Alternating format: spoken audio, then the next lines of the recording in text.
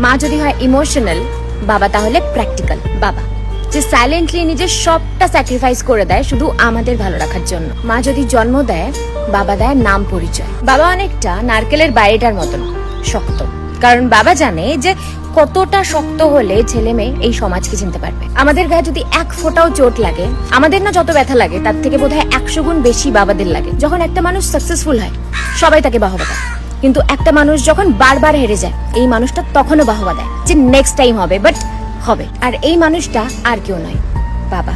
বাবা অনেকটা ছাতার মতো, বাইরের রোদ ঝড় বৃষ্টি আমাদের গায়ে লাগতেই দেয় না। যখন সবাই ছেড়ে চলে যাবে, যখন তুমি তোমার পাশে কাউকে পাবে না, এই মানুষটা একমাত্র তোমার পাশে শক্তিমানের মতন দাঁড়িয়ে থাকবে। মার 100 বার বলার পরেও যে কাজটা হয় না, বাবার একটা মিসড কলে সেই কাজটা হয়। তোর বাবা, এটার পর আর কোনো কথা হয় না। বাবা আছে বলেই হয়তো সব আবদার গুলো পূরণ হয়। মার সাথে আমরা মনের কথাগুলো শেয়ার করি ঠিকই, কিন্তু বাবা না বলা কথাগুলোও বুঝে যায়।